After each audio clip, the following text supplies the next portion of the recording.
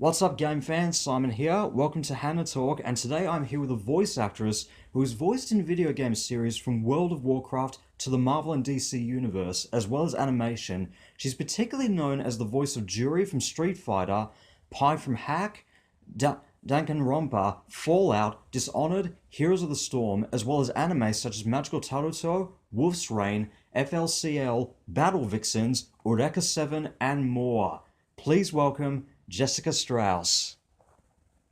G'day, how's it going? It's going very well, thank you. And how are you? I'm good. That's really And good to hear. yeah, when you asked me to interview, I was excited, not only because I love to talk about the work and connect with the fans, but also because I went to Australia after college for 6 months. Oh wow. Yeah, and I'm not sure if the relative that I stayed with in Melbourne is still there, but I've been to Melbourne. So, That's fantastic. That's really good to hear. yeah. S- So, So yeah, that's really awesome. So getting right into it. So obviously the first question I often ask every voice actor is how did you get started in acting?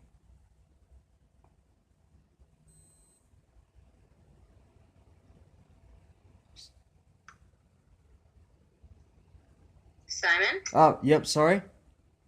You, we cut out a little bit. Oh, sorry about that. Hang on. So going into the sorry about that. Sorry for anybody out there listening. We just experienced a bit of technical difficulties there, but If so we have a difficulty, I could switch the line, but no, it's okay. It still sounds like it's going all right. That's okay. okay. Cool. So first question is how did you get started in acting? Oh my God. Well, of course, when I was a kid, I loved to create. And my first show was dancing to Sesame Street records, which was just awesome. I mean, so when I was a kid, I used to put on shows and invite our parents, and I used to draw cartoons too, and have all my friends uh, look at them and laugh. And I was really creative as a kid. And so it was kind of a natural thing that when I decided to go to college, I majored in theater. Right. And I went to UCSB and I got a degree, got a BFA in theater, and learned a lot about creating characters and using my voice and being completely present up on stage and uh, really maintaining a character for a long time. So then when I got out of college, I had all these skills and I went down to LA and I did a lot of theater. I did some on camera stuff. I definitely worked the Hollywood scene for a while. But because of all my stage work and because I was really drawn to doing characters that were different from me, you don't really get to do that when you're on film. You have to look like the character, right? A Yeah. lot of the times. And so when I eventually got into voiceover, I just started getting work because Right. I didn't have to look like the characters. I could be any age. I could be an animal. I could be an old lady. I never was myself. I always played characters. So it seemed like a natural place for me to be and end up. Right. Fantastic.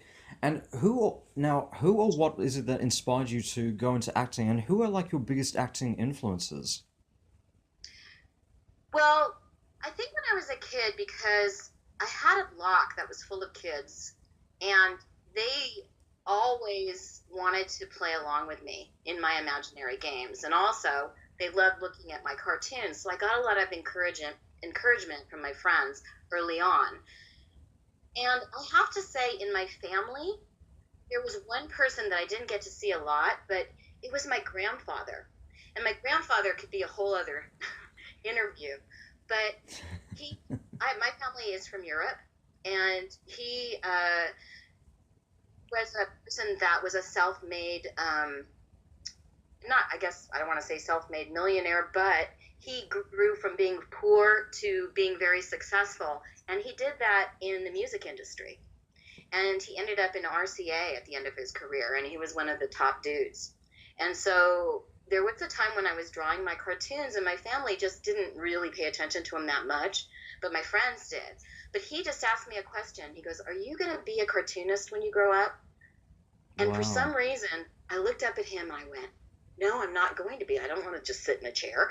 But I thought about the fact that he was really acknowledging that I was a kid that had a lot of creative spirit. And there was something about the conversation that I had with him that really stuck with me. And it made me realize he was seeing who I was and who I could be. And also his life inspired me because he went from rags to riches. And it was in the entertainment business, even though it was in music.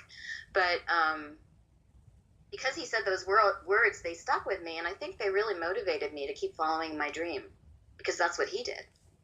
That's absolutely fantastic to hear, and that's definitely that's definitely true in that sense. As you mentioned before, well, as you spoke, not just in voice acting, but in the overall entertainment industry, I can definitely understand that. In that sense, being a musician, I understand all of that stuff personally, and to me, that's truly inspiring as well. Yeah, because I mean, when you're a kid, somebody can say something to you that's a figure that you look up to, and you can hang on to that little conversation that could be like 5 minutes, Mm, and it could mean the world to you. Because he didn't live in the United States, he lived in Europe, and I only got to see him every 4 years. But there was something about him. He was like a powerful, loving, big person that created absolutely. an incredible life. So it really inspired me. I didn't get to see him a lot, which was unfortunate, and he died a long time ago. But it's amazing how those things in your family can stay with you. Absolutely. That's definitely true. Now, in terms of is every role that you've played or currently play, whether it's anime or video games, audition based? I'm sorry, you Uh, cut out a little bit. I'm sorry about that. Now, Well, it's that's okay. Well, is every role that you've further away played from each other. That's okay. Well, is every role that you play or you currently play, whether it's animation or video games, are they audition based? Oh, audition based. Most of them are. I would say 90% of them are. So, yes. Um, Recently, I got to recreate a few roles that were from the past. So, something I created a long time ago is getting redone. Right. Like Amazon from Diablo 2 is now in Heroes of the Storm, and her name is Cassia. So that one I didn't have to audition for. I was already the character, and it was so much fun when I got that phone call. I was just like, I get to do Amazon again, and she got older, and she's wiser, and she's still badass. It was so cool. I was really excited to get that job. That's Um, fantastic. so things like that happen, and that's out of the blue, and you do a happy dance when that happens. But most of the stuff that I get, I'll have to audition for. Right, okay. Now, just to be going backwards just a little bit, though, you mentioned, of course, about your grandfather being a huge influence on you and being the one, a really big inspiration on you. But who else, but who are your other, acting influences? Oh, acting influences. Mm-hmm. Um, I was thinking about that question, and I was thinking how I am inspired every day by the people in voiceover Right. because everybody is so incredibly talented. But when I think about it, the people that I started my career with that have created an incredible list of credits, like Courtney Taylor and Kari Walgren, those people I knew before they hit it big when they were just coming down to LA. And it's so incredible to see their credits bloom and blossom, and their work is, vast. Those people inspire me. When I was in theater, there were some people that were completely unknown. And I was in a class for 5 years in LA, and Patrick Warburton was in my class. And that was Wow. before he made it really big. He was just a regular guy. And people that I knew beforehand that were just regular people, and they're still regular people, they just have a whole lot of credits. They inspire me. Wow. That's truly fantastic. Now, Yeah. now as an actress, what kind of roles have you been drawn to personally? Um, well, ones that I'm cast in. But I'll say yes, I'll have that job. Um, but I personally love playing animals, and I like playing magical characters with superpowers. Right. I think those characters, the ones that aren't really real, that don't exist except in your imagination, or they're like pets that you know, the ones that make me laugh, um, those characters I tend to be really drawn to. And plus, I drew little animals when I was a kid, so it's like the animals talking in my head. So I like playing characters that turn into magical animals, or they're already animals and they just happen to talk. Wow. Yeah, that's definitely fantastic. I'm kind of quirky, but I like the sexy ones too. The ones that have superpowers and they're badass and they're real. They're more based on real people. Right. Fantastic. You know, like Juri, she's real. No, she never ages. But but I mean, I think too, whatever role you're playing at the moment, if it's a really good script and it's a lot of fun, or it challenges your creativity, or it digs deeper into my play box of characters that I've never done before, they're my favorite for that day or Right. that week, because you really need to fall in love with the characters that you're playing Absolutely, for definitely. them to be really great. You have to like what you're doing. Absolutely. That's definitely true. And It's also, true about music too, right? When you play music, you have to really be immersed in the music for you and feel the song that you're playing. That's when you have the most fun.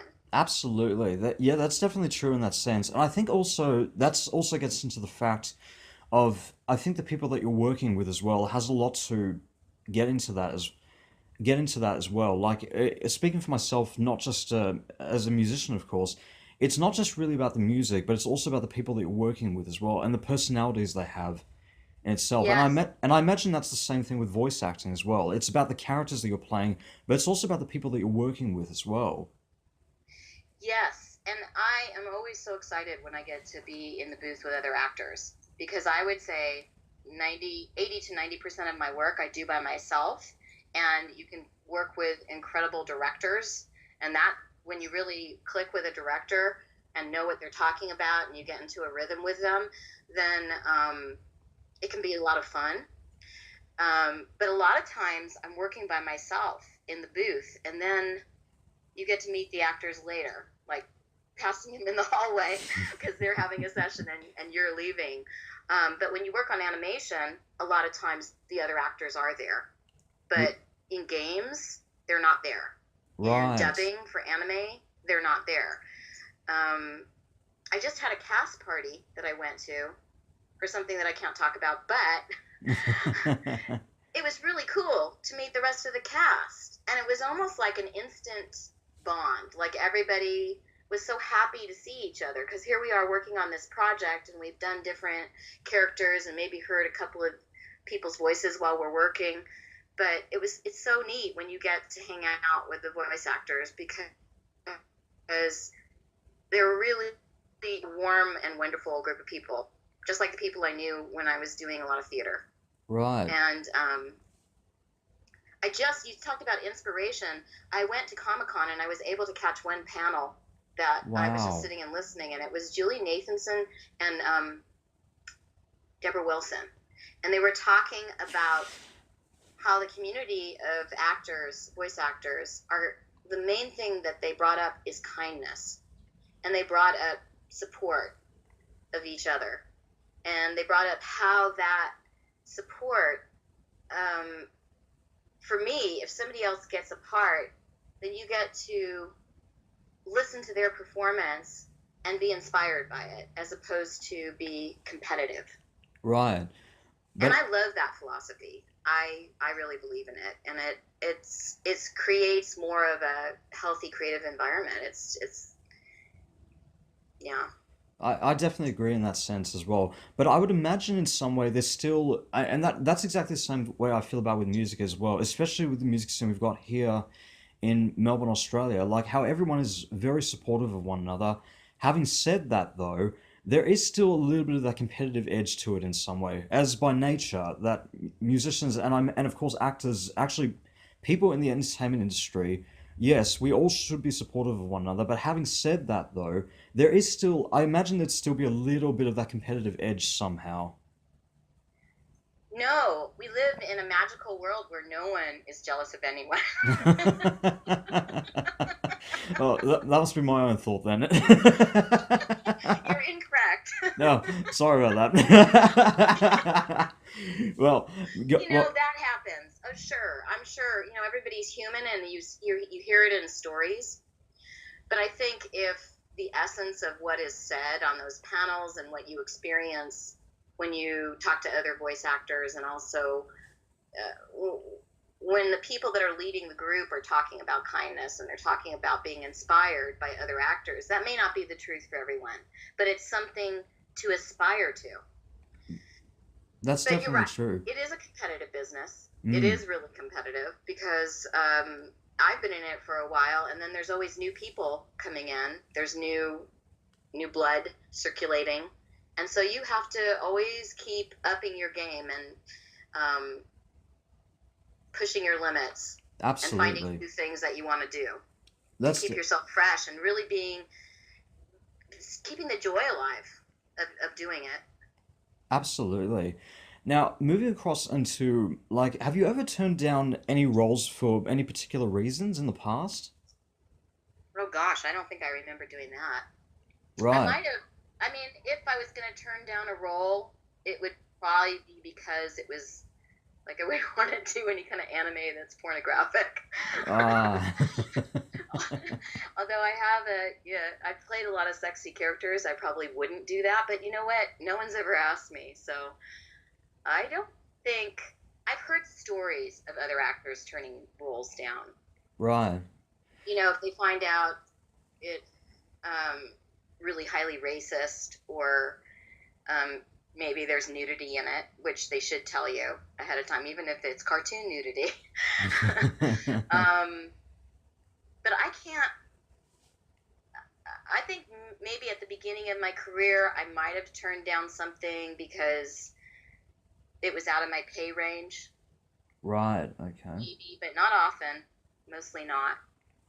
Right.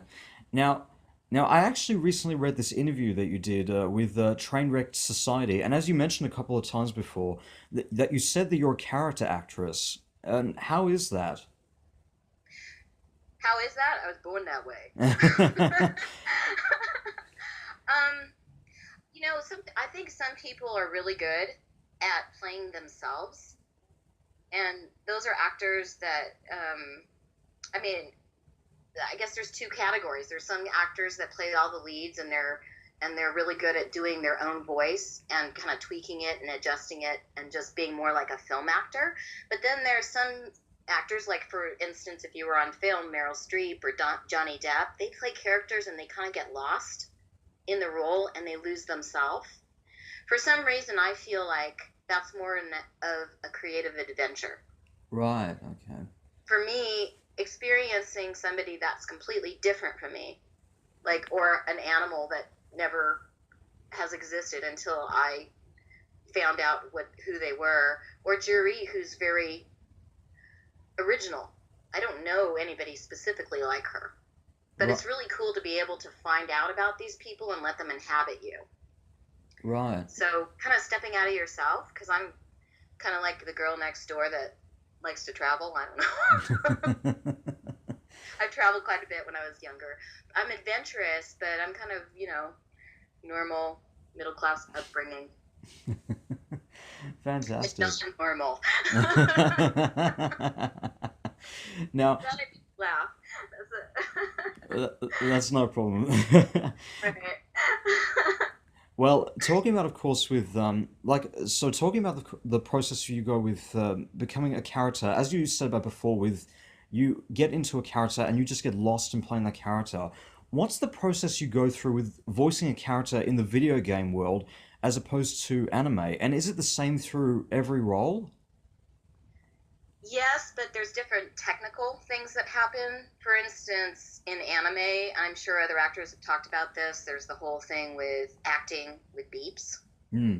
So you have a line, you hear the Japanese or you hear whatever language you're dubbing in, and then you hear three beeps, and then you have to, in your character, match the timing of that line Right. and say and be believable.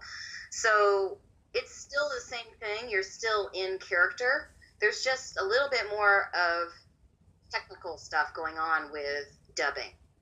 So you have to listen for the timing. You have to listen for the emotion that the other actor is doing. Sometimes they're asking you to match that performance more, and so then for me, that means I'm being more like what that other actor is doing as opposed to finding the character on my own. Like when I did Juri, a lot of her lines were dubbed because it's a Japanese game, and they let me not be like the Japanese actress. And the Wow. Japanese actress does a phenomenal job. But it was kind of freeing for me to find or come in and do the voice that I had originally done in the audition, because then I'm creating something new. But I would still be going off of her emotions. But if you're doing a video game that doesn't have any foreign dubbing in it and you're not listening to another actor, you got to create that character just on your own, on the fly. Right. And so that's the difference. And you're not doing, the lines aren't usually timed. So, You might have on a game say the line several times in a row, different ways. right. So it gives you a lot more freedom to explore, like how you portray the character and how you deliver the performance as well. Yeah, and there's a lot of improvisation in video games. Like I got after a while, you get kind of good at doing two or three in a row and saying a line a different way within the character. So if you're in character, you just have to come up with different ways to say each line.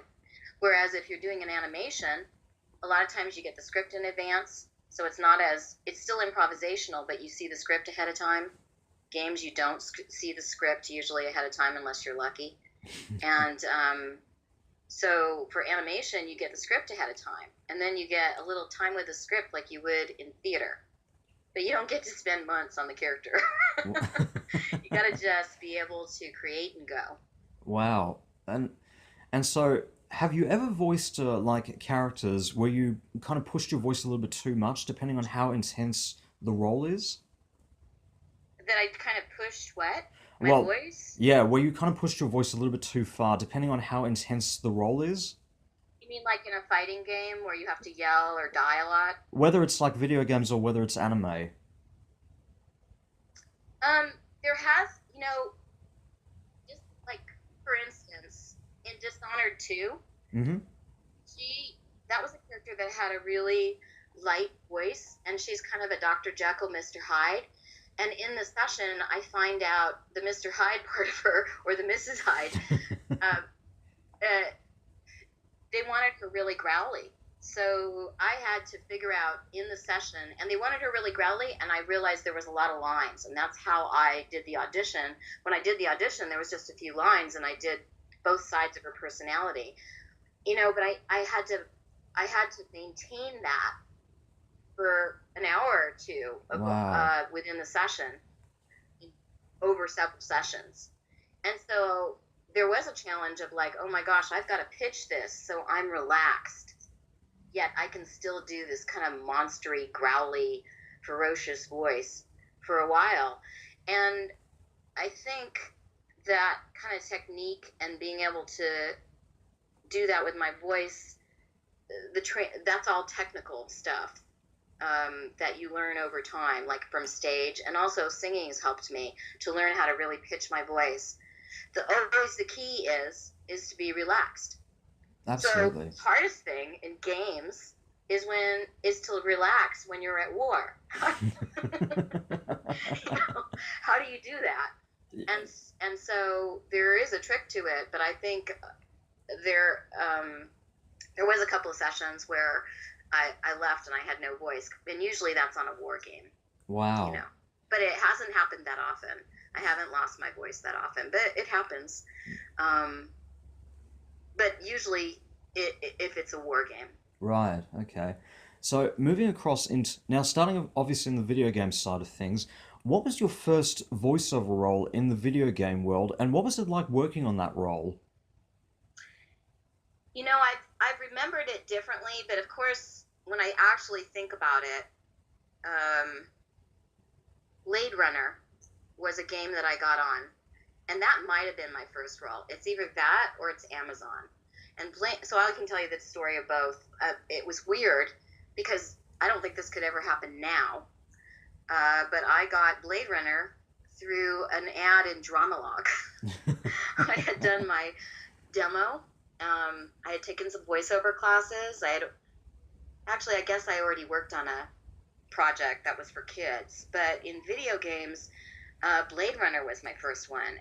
And I booked that through Dramalog, and I couldn't believe it because when I went, I got to meet a few of the actors that were from the original movie. Wow. And, wow. But, I was just a small role in that. I just was a computer voice. I did an answering machine and some background voices.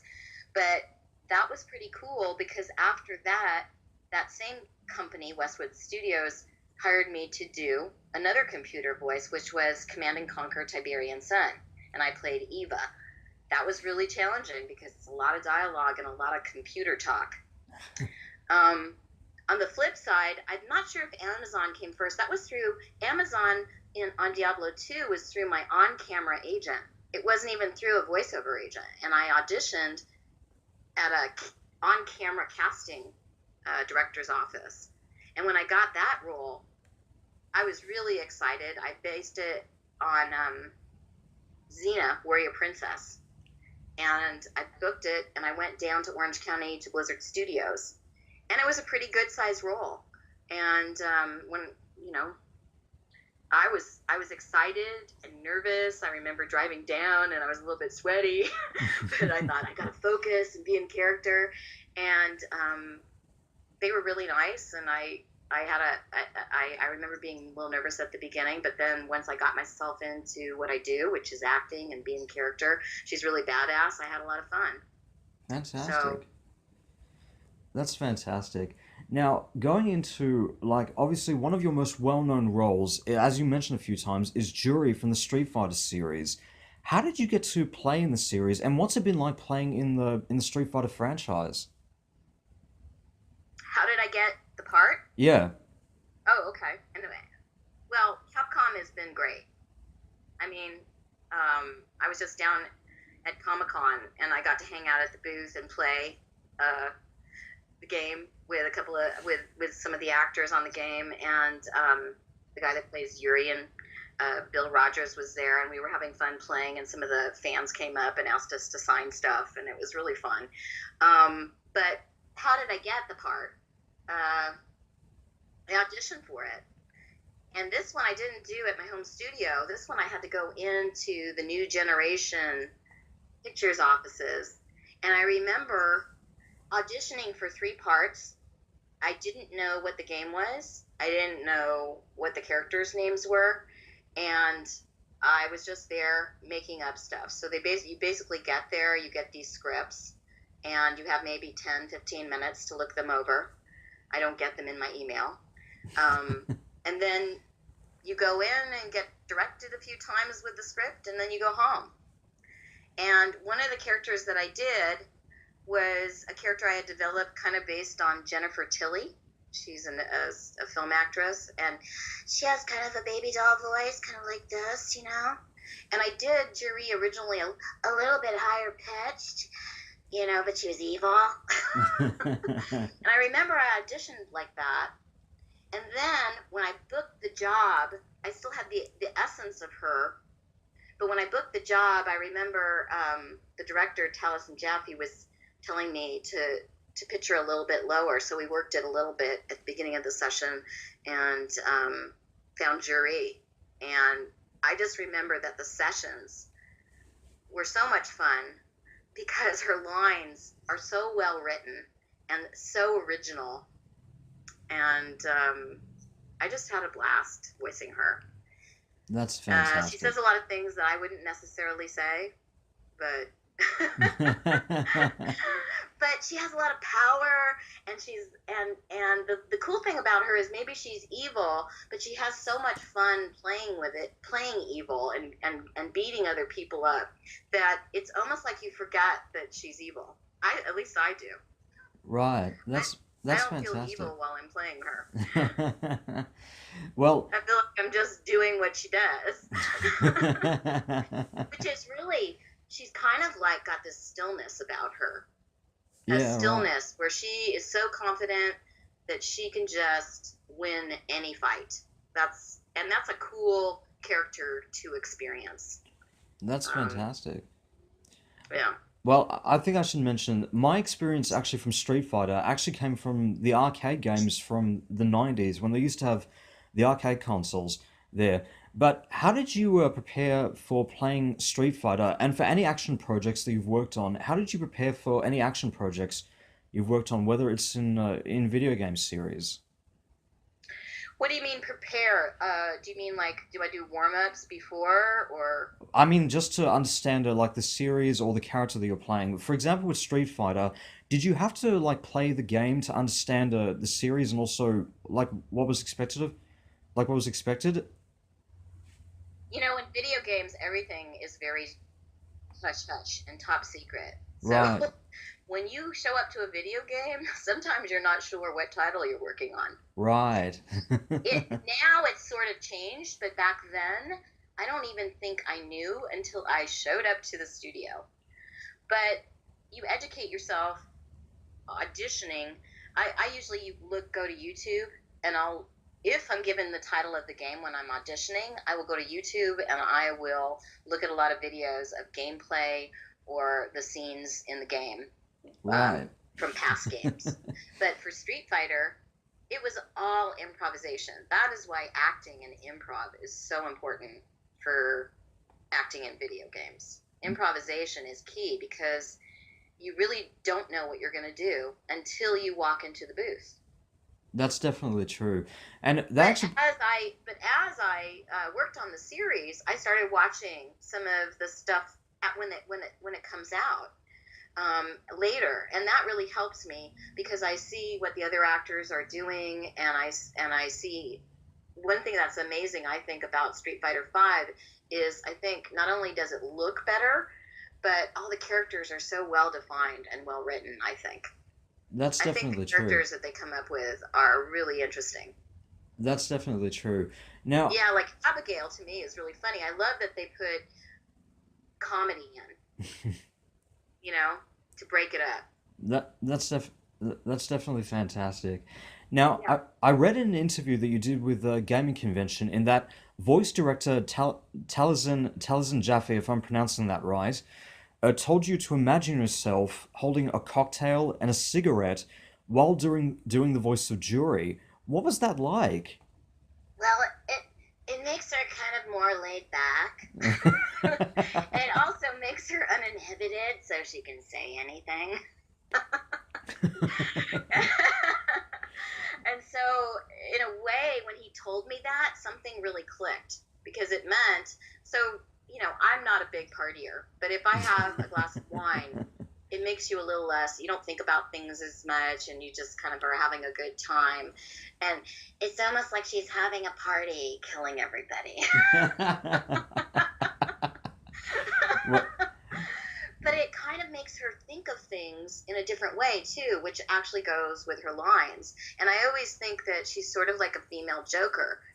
Some of those really evil characters that are a little bent out of shape, Yeah, yeah. there's almost like a little drug in their brain that makes them view the world differently than other people. And That's it's definitely true. fascinating to embody that and see, because usually if I'm in a fight, I'd be like, okay, I really don't want to fight. I'm going to step back from this situation. It's a little bit negative. But if you're Juri, you'd be like, oh, this seems like fun. I wonder if I could kick that person's ass. And she doesn't even think of the fact that she could get hurt. Yeah, right. She just thinks she's going to do anything. So it almost takes out any kind of fear. And so when you have a cocktail and a cigarette, it takes away your fear. Yeah, I can definitely picture that right now. And actually, that brings me to an interesting, a really funny story here. In that, Oscar Isaac, when he did X-Men Apocalypse, and when he was doing the scenes as Apocalypse, director Bryan Singer kept referencing Skeletor to him in terms of how crazy he would act. Like, give me half Skeletor, or give me full Skeletor, or give me quarter Skeletor. Yeah. Have you had like any similar experiences like that in any other roles? I don't think I've had that exact direction, but certainly when you are working again with the people, once you start developing a character and the character is like solid with the director and what you're doing, you do start having shorter sentences and shorter direction because you already know what the character is about. Almost like a married couple, I suppose. Like do Juri when she's really quiet and she knows exactly what she wants, or here's when you do something where she's really going after the person and it's full voice. Yeah, I can't remember any kind of specific direction, but he might have said, "Put the cocktail back in her hand," or make her really want to kill this line. And definitely in voiceover, in acting in video games, you have to switch emotions really fast because one line might be really conversational and it belongs in this part of the game, and all of a sudden you'll jump into the fighting section and you will have to be in your killer mode or your fighting mode, and the scenes jump around quite a bit, so you have to have the ability to switch your emotions and the picture in your head of what's going on. Right. That's fantastic. And in and in terms of the future of Juri and the Street Fighter series, what will you hope to explore in terms of the future for Juri and the Street Fighter series, like in terms of storylines or where the character could go? Well, it's really cool how this particular character, I learned recently, and I was kind of surprised to learn that they're on their 30th anniversary this year with Street Wow. Fighter. That she is actually one of the newer characters that has really become quite popular. So a lot of times it's the older characters that come back and are popular, and so Juri is a new character that could go so many ways. I mean, it would be really interesting, I mean, for me as an actress, to explore her getting over her thing that happened when she was a kid and becoming a little nicer. That would be interesting. Or it would be interesting. I mean, that may not fit a fighting game, but it would, but it could. It would be an interesting bet that maybe some of that emotion comes out and it changes her character a little bit, or she starts siding with the good guys, or she plays both sides of the fence. Right. Um, you know, Yeah, that would definitely be interesting to see, and yeah, hopefully it'll come out, and fingers crossed it comes out like that. yeah. I mean, I have no idea. But another video game series that you've been best known for is the Hack game series as the voice of Pi. How did you get Yeah. to play in the series? Well, that was a long time ago. But Pi Dot Hack is a really popular game series and also television series. I wasn't on the TV series, but Pi, I think I got her after a lot of. I used to do quite a bit of dubbing for anime, and that's another part of my career that when I started voice acting, I got a number of parts, especially when my voice was a little bit higher. I got a lot of parts in anime, and I was working in series, and so through that I got into the gaming part of that industry. And you know what, for some reason I think I don't remember auditioning for her. Right. I don't know if they just gave it to me. I'm not sure. That would be unusual if they did, but truthfully I don't really remember. But I do remember it was a lot of work because we had three different games to do within the series, and Pi was a challenge for me because there was a part of her where I could really hook into her emotionally, But she also had a lot of descriptive lines, like helping the player through the game, and those are not emotionally based. So for me, there was a challenge flipping back and forth between those scenes with her. Right. She's a little drier of a character, but she's really cool. I think she's the stable force in the game a lot of times as she evolves. Yeah, I do remember doing the scene, Sam Riegel directing, where she swallows that black cloud and takes in this virus into her body. And I remember coming in and doing that scene, and that was the first scene that I did. Wow. As Pi. So that's an example of jumping around, you know. That's not the first scene in the game, I don't think, but that's what I had to do. Do her most emotional scene first, and then I got into all her conversational lines That's later. fantastic. Now, I thought I should just mention, but my experience from Hack actually came from the anime series, but I also know that they did, of course, the novel series and of course the video game series. Were you familiar with Hack by watching the series or reading the novels or the manga before getting into the role to prepare for the series? No, because I don't think I knew I was doing it until I walked into the booth. But I do remember doing some Walla for Dot Hack, like early in my career. I remember so maybe I was on the series, but just doing Walla, which is, Right. you know what Walla is? I think I do.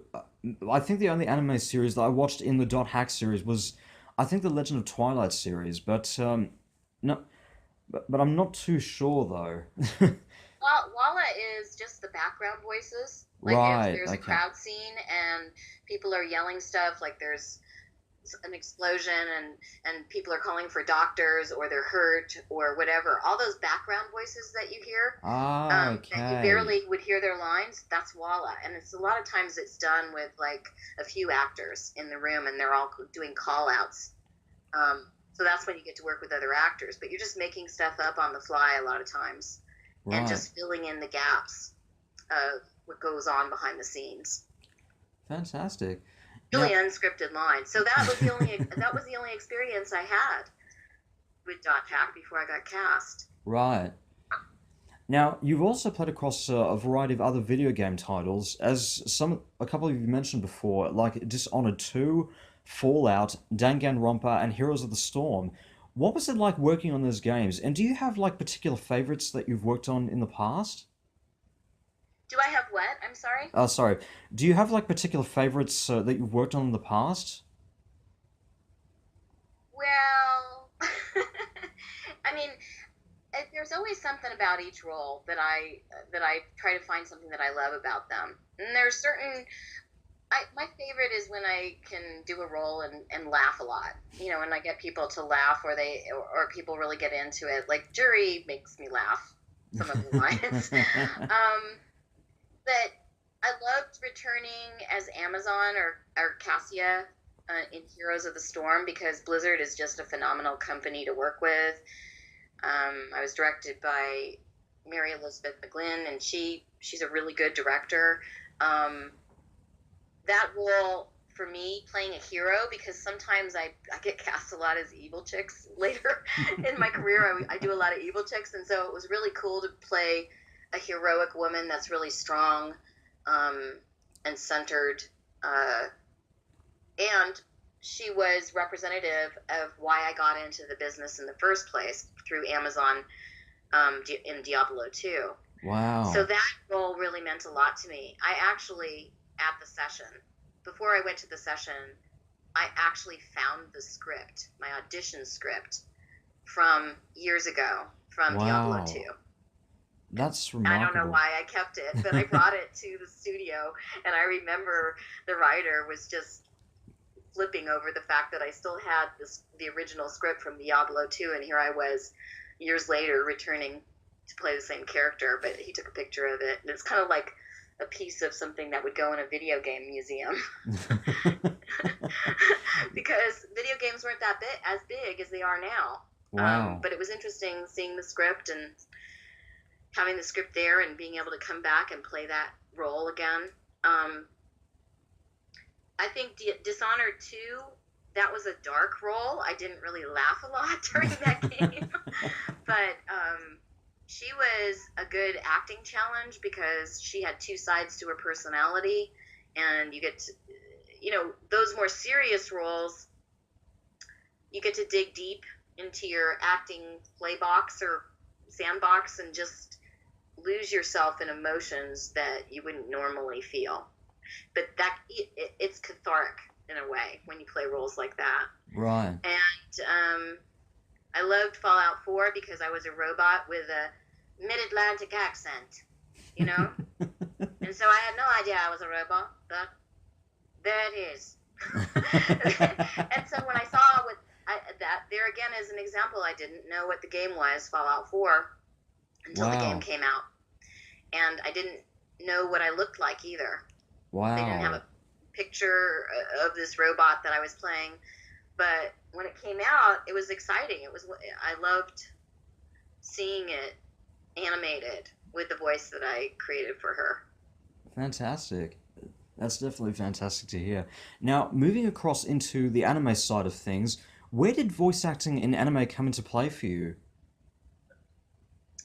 That was early on in my career, too.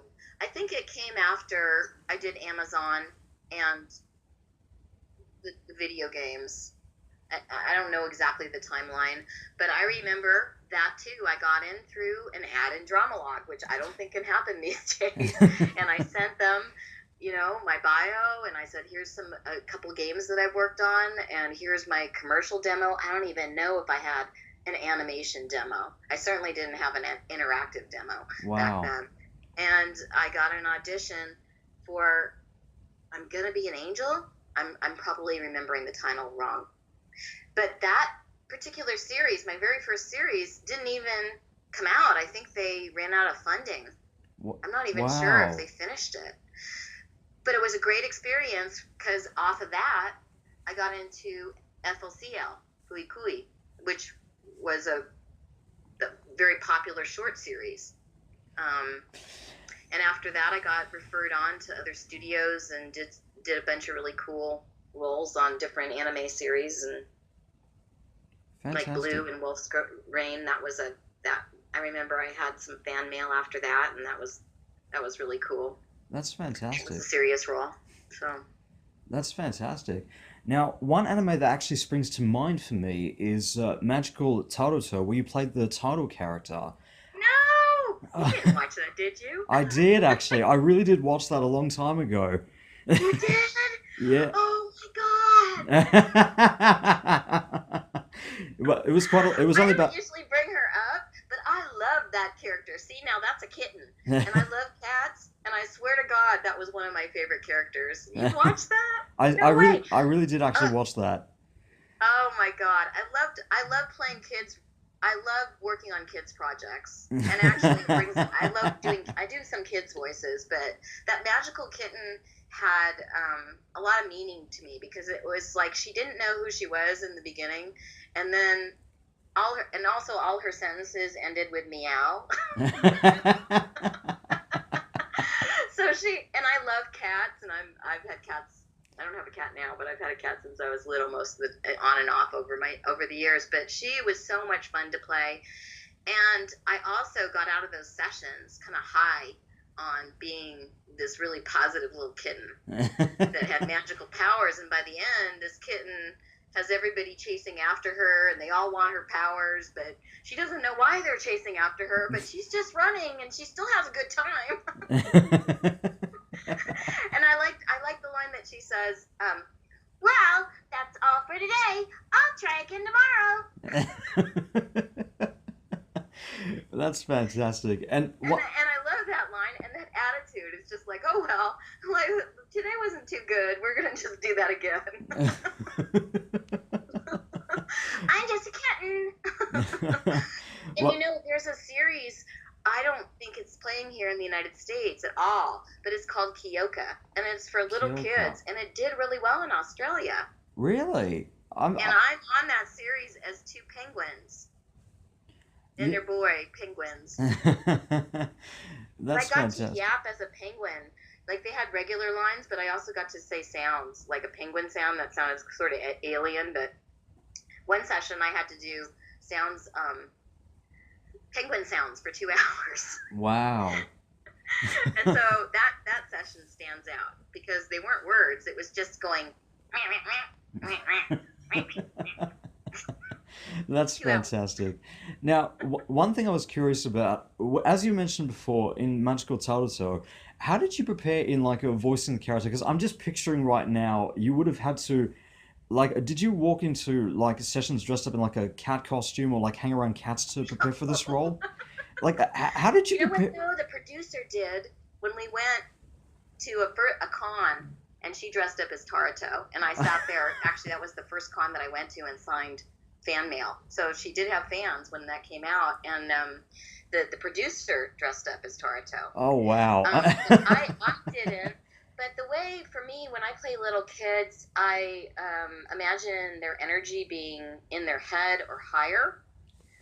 So I kind of have an awareness of my body, where my voice is pitched, and you have to maintain that energy of them kind of being, I know this sounds hokey, connected to where they came from. And they have this joy, you know, that's the way I look at it, which is kind of, it would make sense. When you look at kids, they're still connected to this innocence and joy. They haven't been colored by the world yet. They haven't been stopped, and no one said you can't do that. Yeah, right. You can't be crazy. You can't experiencing that because it's not normal. Because little kids just run all over the place and do whatever comes to their mind without any boundaries. They're just being themselves, and so I find it really freeing to play kids. I Right. love it. Yeah, Well, I can. and so that's how I get into them. Right, and I can definitely remember from watching just a couple of episodes of Magical Taruto that it definitely has that sense. The character has that sensation of being a kid, but at the same time have cat-like like cat-like elements to it as well. So yeah. Because she says, "My name is Taruto Meow." Thank you for, and who could not smile saying that line? No, I don't. Yeah, that would be pretty amazing. I mean, for me, some people might just go, "Oh, this is just so sugary sweet," but for me, I just love that stuff. I don't know why. Maybe it's because I drew cartoon cats when I was young, and I understand how they think. That's fantastic. Now, other types of anime you've worked in the past is such as Blue from Wolf's Rain, Junko Miyaji from FLCL, which you mentioned before, Mokaku from Battle Vixens, and Gidget from Eureka Seven. What was it like doing those series? Well, those were a while back, but I do remember them because some of them. Uh, Blue, Blue was a really big roller coaster ride emotionally, and it was really cool to play Blue. It was a more serious role, but there was a lot of stuff that I understood from her, and I accessed kind of my own experiences when I was a teenager of not feeling like you fit in. There's always that part in your life where you're like, where am I? Especially when Mm, you move and you don't feel like you fit into the new school. And she had a lot of that, but then she also had this magical quality about her where she turns into a wolf. And I for me, that gave me kind of a chill of, wow, this character feels so bad in this world, but yet she can change herself in an instant and feel completely different about life and find where she belongs. And I thought that was really cool. wow, And experiencing that transition in that character was neat.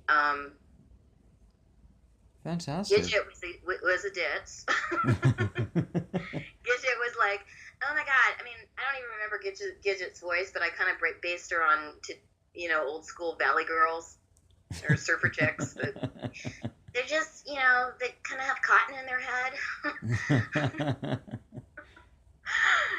And but she means really well. I'd have to hear her voice again, but I remember she was really high pitched, and I remember a monologue that she had where she just goes on and on about trying to help somebody, and she's really not helping them at all. um, the cool thing is I got out of doing anime series as much, and I got a lot more work in games and animation. But recently, I just went to a cast party, and that's for a series, and I got something on that I can't talk about yet. But it was neat to go back into dubbing and be back on a series. So I have something coming up that I can't talk about. So that's cool. That's fantastic to hear. And what was like your favorite anime to work on personally? And would you want to see yourself doing more anime projects in the future? Yeah, sure. The last one I worked on was really fun. I don't know if I've had a favorite. Really, between Blue and Taruto, those two come up because Blue is more of a dramatic piece, and Taruto is more upbeat and fun and a little bit comedic. So it's a contest between those two. Sure, more anime, because anime to me lets you explore things that you would explore like a film role. Characters can explore so many different things. Like it can be very serious, it can be very comedic.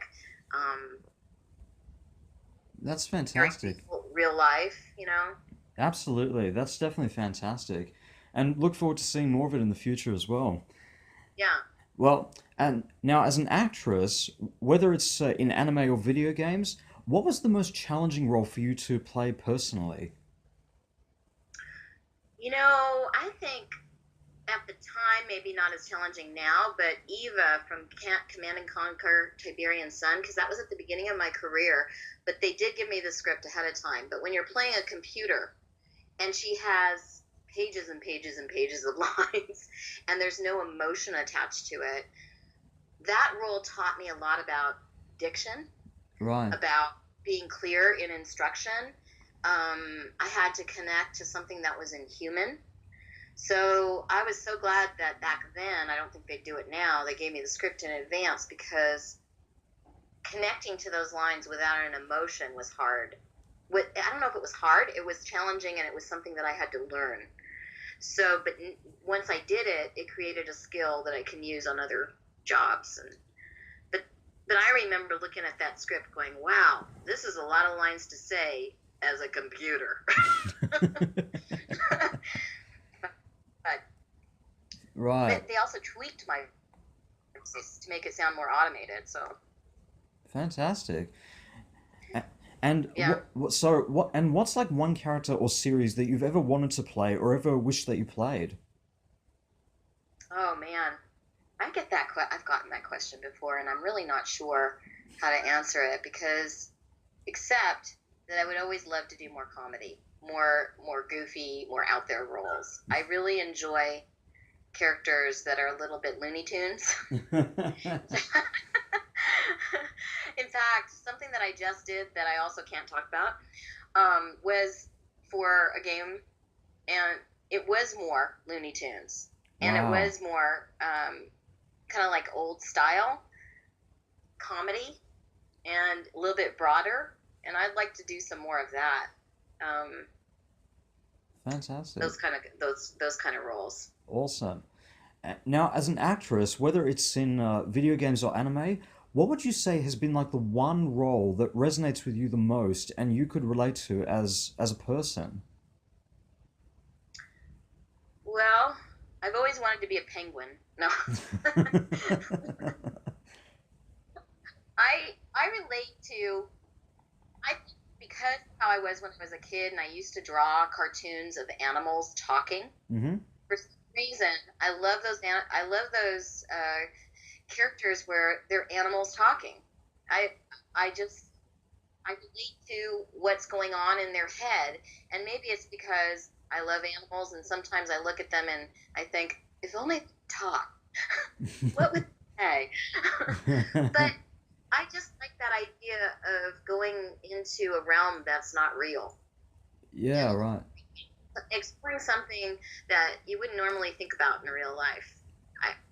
I don't know why I feel comfortable there. Maybe it's the little kid in me. That's fantastic. Now, now a bit of a big question here is what has been your view on where the voice acting industry stands in the whole entertainment industry? acting in the whole entertainment industry? Oh, you mean, where do you feel like the voice acting industry stands, like in the context of the whole entertainment industry? oh, okay, that is a big question. um, Definitely it's evolved. I mean, I think they're still trying to keep up with the digital age and things that are going on cable and Netflix and all that kind of stuff. I think that the because of all the technology and because of all the venues where people can see cartoons or um, and how popular games have become, I don't think the industry has quite caught up with technology yet, and I think it's still evolving. I think we're in a time of change right now, I and Yeah, it's going to be interesting how everything lands in the next couple of years. that's Because and as technology continues to grow, where the contracts that they're trying to negotiate keep expanding to bigger areas, it's almost hard to. I'm not into the union contracts. I'm probably the wrong person to ask about this. But from a technical standpoint, I think the industry has exploded in the last 5 years. And fantastic. certainly voice acting has changed for me with Facebook and social media. I mean, no one knew who I was. When I got into voice acting, I thought, oh, no one's going to know who I am. I can play all these characters. Unless I go to a convention, no one's going to know me. But that's not as true these days. You're expected to have a Twitter account and do social media and network with fans. And I enjoyed talking to the fans. I like meeting them in person better, but I like to do it on social media as well. So that part of the industry has changed, like how you're supposed to connect with fans and help in the marketing. That's definitely true. Which actually Yeah. brings me to my next question. If you could change one thing about the entertainment industry, what would that be and why? If I could change one thing, Hmm? oh, I have never been asked that question before. I need to ponder that. Well, I know. I would like it to be like Star Trek, where if I have a job in the valley, I could beam myself there. Because sometimes the traffic in LA has become so intense. I mean, Los Angeles has, I think it's one of the major traffic cities of the world right now. There is so many. I mean, so if I could change that, I could. But I like to have an elevator that I could take to Burbank. Um, but that's me just making up stuff. Right. Uh, what would I change in the industry? I think I miss seeing other actors as much. We auditioned from home quite a bit. It used to be we would go to our agent's office. I wish there was a way for actors to connect somehow, Mm. like we used to. I used to see them in the lobby, but you really have to reach out a lot more to connect with actors and see them um, than when I started. Right. I That, think too the contracts. I wish we would catch up with technology on a more serious point. That we would catch up with technology, and the contracts would be agreed upon, and like there wouldn't be so much like that change, that wave of change would settle. That that would be nice. that'd be fantastic. And Yeah. without getting into any spoilers, what's next for Jessica Straus for fans to know about? Well, next I'm gonna eat dinner. um, you can't know about it. you just you just need to know to look out. I did just put Ghost in the Shell from Nexon on my Facebook page. That's a smaller mobile game, so I was able to talk about that. The character is Sitara, but she's more of a fighter chick, kind of just aim and shoot kind of character. The, the other things that I have going on, I don't think I've gotten the green light to talk about. That's all But right. there are some more projects coming out in 2017, so stay tuned. Awesome. And final Yeah. question, what do you think Juri would say if she was in Australia? Mhm.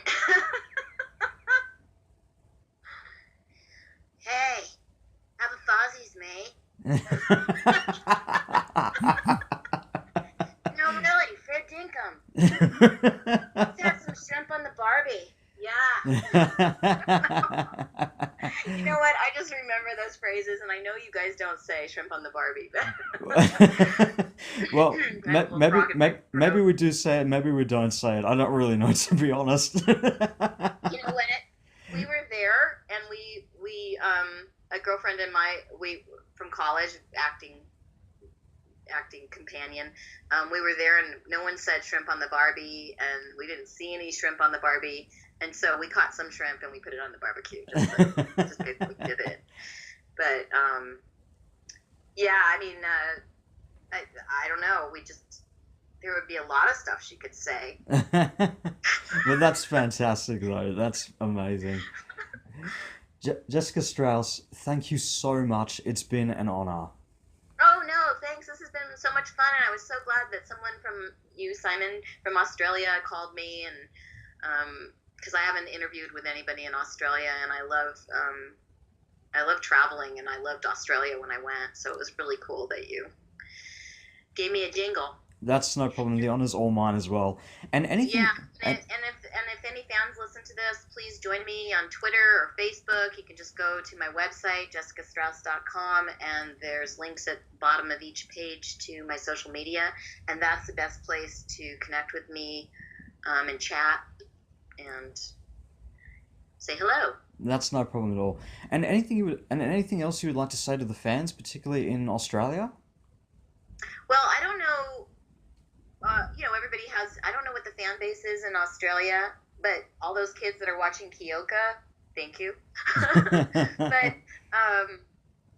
anybody that's playing games that I'm on, or any games in general, I just thank you for your support, and I thank the fans that are in all over the world for the gaming industry and for anime, for supporting voiceover actors and cheering them on, because really we're just in a dark booth when we form these characters, and there's just a couple other people there, and when I've gone and met the fans, it really means so much that our voice and my voice and the voices of all the other voice actors have reached out to them and mean something to them. Yeah. And it's really cool to connect with the audience, and I applaud them for their support. And the honor goes to us for you allowing us to have the chance to applaud you and talk to you as well. Thank you so much, and it's been an honor. Oh yeah, thank you so much too. No problem. You're fantastic. So are you. Thank you. Well, guys, if you'd Okay. like to find out more about Jessica Straus, you can check out her links, which will be down below in the description on YouTube when this video goes up on YouTube. And don't forget to subscribe down below to HannaTalk, as well as check out my links as well. And any questions, any requests, any comments you guys have, just leave them below in the comments. Thank you guys so much. This is Simon and Jessica Straus signing off. See Bye, ya. Simon. See you around. Bye, guys. See ya.